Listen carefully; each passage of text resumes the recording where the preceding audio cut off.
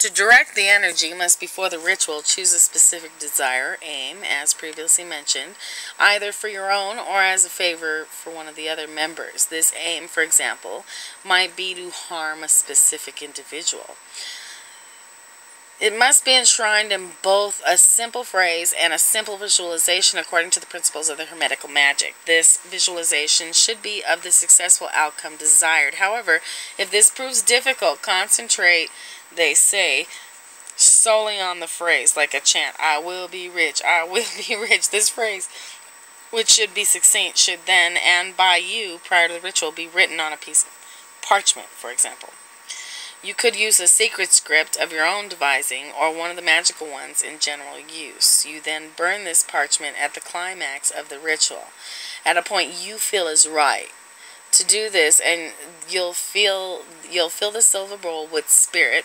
That's alcohol. That's why we call it spirits, is because that's the best time to be possessed. It literally does open your veil. It's sad. It opens channels you don't want opened, and that's why you'll hear people say, "Oh, hey, you're honest when you're drunk."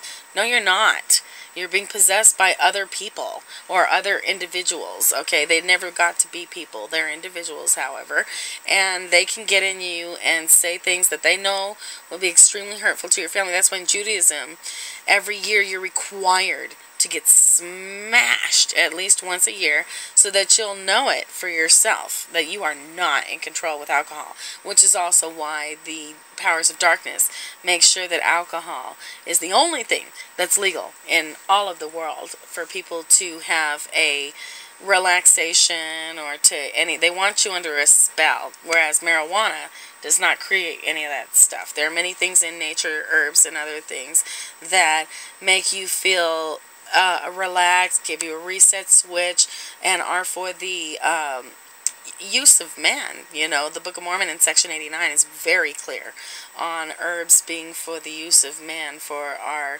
constitution and for our health.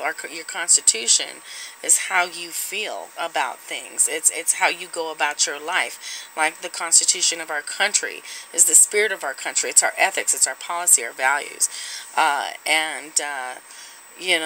The thing about marijuana is it has in it an essence of not being in the world, being in the world but not of it, and that is pretty much the goal when one is trying to ascend, but using ascension that is required by priestcraft makes you very, very dependent, whereas ascension using God's principles makes one less dependent and more self-sustaining, where they're promising quite the opposite. Place the parchment in the bowl with spirits at the beginning of the ritual and light it using one of the candles during the ritual.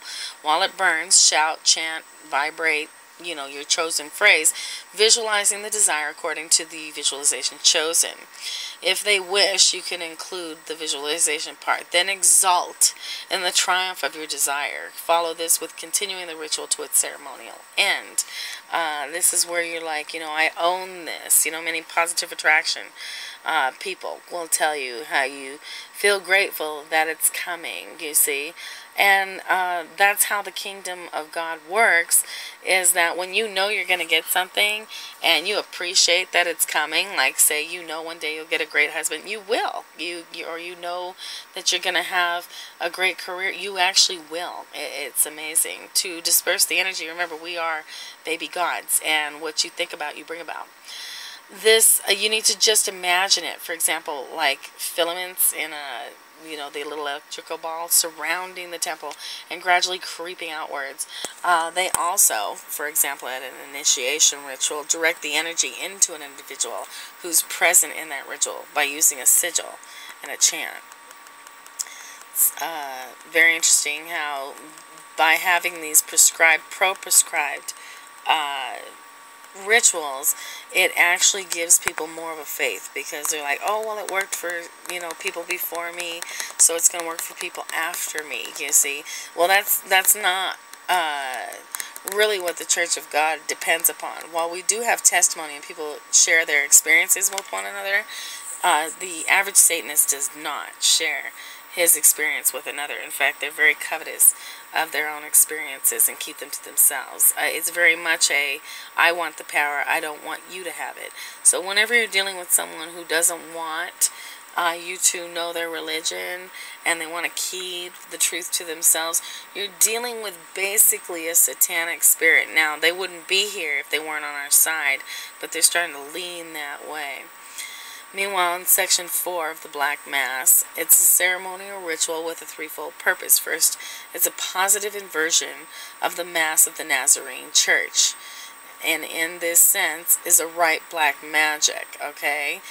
Just as priesthood and God's power is increased by every person who goes to church or focuses on God or is working in his way, the same happens for the devil. And so they really, really absolutely reverse everything. You know, where you and I believe in forgive, they believe in don't. We'll be hitting those points soon. Second, it's a means of personal liberation from the chains of the Nazarene dogma and thus a blasphemy. Blasphemy means to act in the name of God contrary to his desires. And what they're doing is they're saying we're acting in the name of God's, we're acting in our own name, and we know that this isn't what God wants us to do. We know we have someone who will save us from this, and we don't want to be saved. It's a way of trying to say, I don't care. And that happens a lot. You'll see a girlfriend go with a boyfriend and defy her parents. It's pretty much the same thing, you know. Only it seems to have a bigger ramification for most people, but how many girls were really happy they ran off with that guy? You see, it really turns out to be bad. A ritual to liberate also the unconscious feelings. It means that it's supposed to unleash your lust, unleash your anger, unleash your fierceness, you see. Third, it's a magical rite in and of itself. That means it wreaks priestcraft. Correct performance generates magical energy, which the celebrant can then direct. The Black Mass has been greatly misunderstood. It's not simply an inversion of the Nazarene symbolism and words. When a Nazarene Mass is celebrated, as occurs every day many times throughout the world, certain energies or vibrations, priesthood, compatible with the Nazarene ethos may or may not be generated depending on the circumstances and the individuals attending. It's important to note here that Jesus is often referred to as the Nazarene, like somebody would call me the Californian. It is meant to be a denigrating designation, where it's actually a slander. Using the word Jesus in the first place I'm pretty sure they're forbidden to use his name. I do know that his name in their presence causes great discomfort. If you're ever in a situation where you're feeling metaphysics, just start talking about Jesus. Say his name, singing a hymn. Wow. I mean, you've been really misled when it comes to exorcism, when it comes to banishing metaphysical spirits. It's so much simpler than you ever thought, and they want you to think it's difficult. The movies you've seen on exorcism were actually triumphs of the devil, not where he ever was defeated. And so, yeah, now you have the secret, and that's why they can't even, they call him the Nazarene. It's meant to be a derision, and because he was a Jesus of Nazareth. Remember, he was raised in Nazareth, in a place that's being really destroyed right now, which really hurts our feelings. Meanwhile, it's important to note that while these people do not choose to follow Jesus, they have complete faith in Jesus' power. They have complete fear of ramification with him, so they don't mess with Jesus at all. They don't even mention him in their texts or anything other than as the Nazarene. You'll notice even at the end of Damien Omen, he shouts up to God, Nazarene, you have won nothing, as his dying words. And then you see remember, they thought it was going to be a baby, and it actually is a full-grown, because Jesus is a person. He's not going to be born as a baby again. He's an individual who's fully grown, has his body, and has the freedom to manifest in any way he chooses. If he wanted to be a bug, that's up to him. So, the power that is built up by these energies, a lot of people try to call them white magic. That is under, basically, as people go to church, certain energies or vibrations compatible with the Nazarene ethos may or may not be generated. If you're sincere Christians, you're going to get some priesthood going in that area, depending on the circumstances of the individuals attending. That is, under circumstances, the Nazarene Mass can be a ritual of white magic. They say, well, there's no such thing as white magic. There's priesthood and priestcraft. So when you hear people say, I'm a white witch, she's so misled. It's not even funny. She's just getting the easy stuff. You know, the tricks, the parlor tricks. The energies that are sometimes being produced because a number of individuals of like mind are gathered together in ritualized setting. And all ritualism is for is the focus. There's nothing in the production of energies which is attributable to external agencies, meaning that God's not working on the person, angels aren't controlling them. The reason that they mention that is because in the satanic rituals, unless a person is actually being possessed, and they feel that that's their unique experience, and it upsets them that when Christians go to church, often the Spirit will speak through that person. That's why often Satanists and satanic energies will actually fill people in false churches where they'll be speaking in tongues and crawling on the floor and acting really silly. It's done to embarrass God, because in many situations where people are gathered in Jesus' name, there is direct communication with the Spirit, and the people speaking thereof are speaking through the Spirit. And the people receiving the message often know that because they feel overwhelmed with joyful tears. There's this certain feeling that when you get the Spirit, it's just this overwhelming joy, happy love. There's no drug in the world that's the same. It's like I said, it's so overwhelming, it moves one to tears.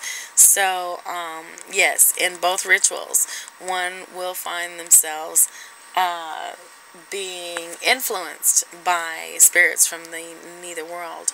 What a genuine black mass does is tune into those energies, they say, and then alter them in a sinister way. So they're tuning into priesthood, and then they alter it into the sinister way, which is priestcraft. This occurs during the consecration part of the black mass. You're consecrating it to the devil, to darkness, to badness, to hunger. The black mass also generates its own forms of sinister energy. To see the black mass as simply a mockery is to misunderstand its magic. Also, the black mass does not require those who conduct it to participate in it to believe or accept Nazarene theology. You don't have to believe in Jesus to work against him. You don't have to believe in his words or even that he existed in order for this black mass to work. I can tell you that the strongest part of my testimony is that having been raised in Satanism, I immediately knew the truth when I saw it. I immediately felt the power because I felt lesser powers, and it's really neat how far you can come when you come out of darkness. You know, I feel sorry sometimes for people who are born with too much light because things are so gray and you don't know which is right. There's so many forms of good, a little bit better, a little bit better. But when you come from the darkness, it's really obvious, you know. Oh, this is true, you know, it has to be. And so My faith in Jesus Christ is really based in the fact that I saw that people who worked against Christ were given rewards, and somebody wanted those rewards doled out for a reason, you know. And the rewards were never what I would call edifying to even the individual. So the black mass uses this energy produced by these beliefs against those who believe in them. By distorting that energy and sometimes redirecting it, this is genuine black magic, okay? So what that means is you are getting priestcraft by believing you don't like Jesus, by believing that you can ascend by yourself. You'll be given power, and you'll distort that energy and redirect it. The thing is that it's you can see even here in the work, it's used against you. And the individual who wants to ascend, it's saying, you did this, you did that, you did this, and it's considered art. Like one would look back on Jeffrey Dahmer's work and go, well, he had a head in the refrigerator and he fried up this part of something. And I mean, what that does is it actually becomes evidence against you. Just like if you're a Christian and you've been known to feed the homeless, help the hurried, assist the overwhelmed, that'll all be put against you one day too, and you will glean thereof. Meanwhile, it is simply means that the participant accept that others who attend the Nazarene Mass do believe in, at least to some degree, in Nazarene theology. You'll find many people who believe strongly in Christianity and have felt betrayed, or just, there's some people who like to hurt others. You know, they just want to hurt God, you know. The Black Mass uses this energy against those who believe them, by distorting that energy and sometimes redirecting it. This is genuine black magic. It's important that people understand that. So the participants are going to be the altar priest, who lies naked upon the altar. The priestess, she's usually in white robes. The mistress of earth in scarlet robes. Master in purple robes, and the congregation in black robes. Now what that means is, when you're an altar priest, you are naked on the altar. That you are the culmination of it all. This is the creation, okay? We're supposed to worship the creator, not the creation, okay? Now, the priestess, she is signifying woman, who is the highest form of creation, as I said before, God's masterpiece of spirituality. And that's why the blood is supposed to land on her robe, to mar her, to bring her down, to turn that whole robe into trash, to turn that whole existence into garbage.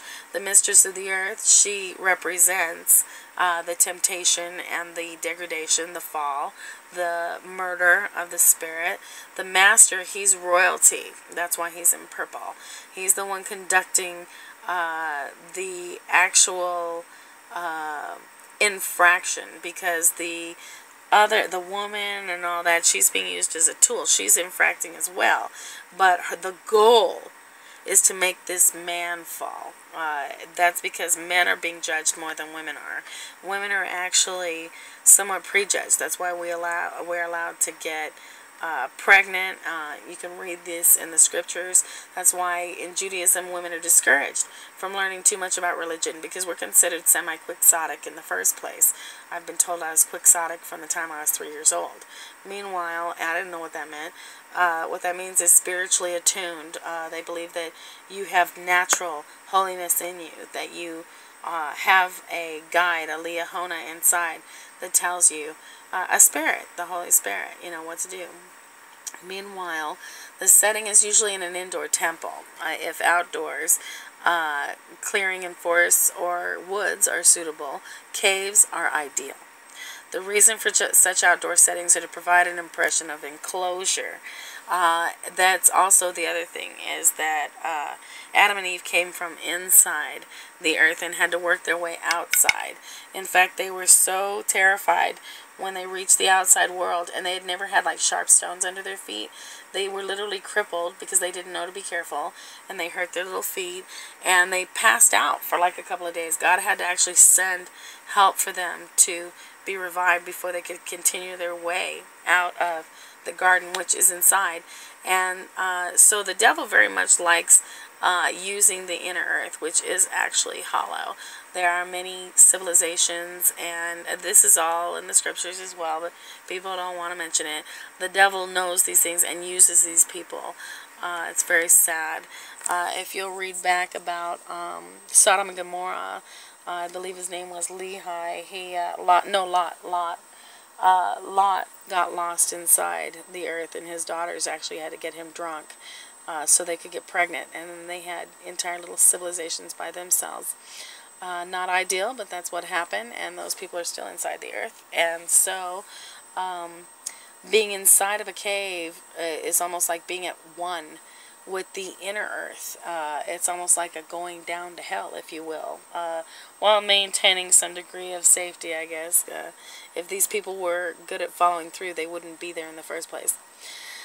Now, there are different versions, okay, several versions. One given below is the version most often used today. The other main version uses almost the same text, but it's undertaken by a priest using a naked priestess on the altar. Preparation of the temple. Because of our earthly ways. See, that's the thing about theosophy, is it's theology mixed with, theology just means the knowledge of God, or theos, okay?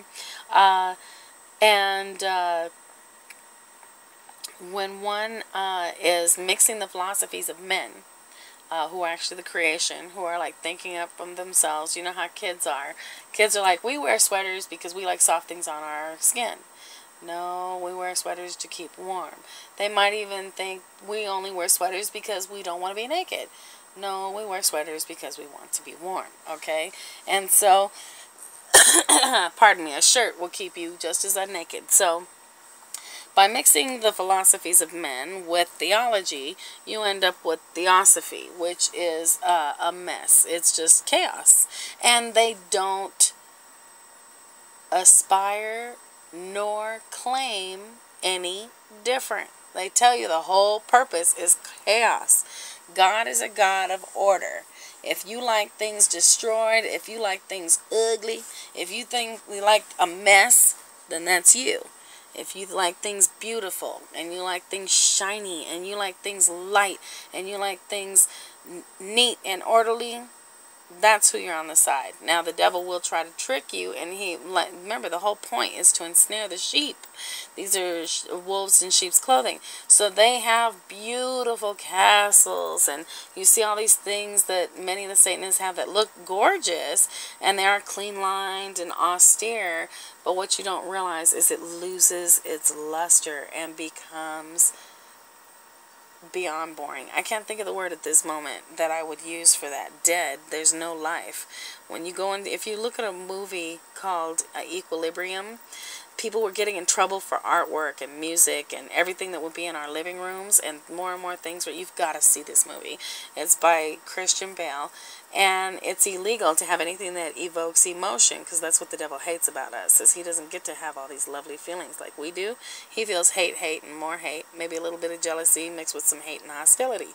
Meanwhile, anything that made you happy, you know, the flowers in your room, the tchotchkes, the works of art, the wall hangings, the potpourri, the music, the crystal ball, you know, the snowballs, you know, this kind of stuff, they were illegal. And that's for a reason, because they evoke in us emotion and appreciation of creation, and they inspire in us a want and a desire to create things that we want to make art, we want to do things, we see a beautiful chair. I know me, when I see a beautiful piece of furniture, I want to go make some furniture of my own, and so and that's why they're very, very into the austerity, and they claim that it's a good thing to give up. Not so much. God is not really a God of sacrifice. God is a man of circumcision of the heart.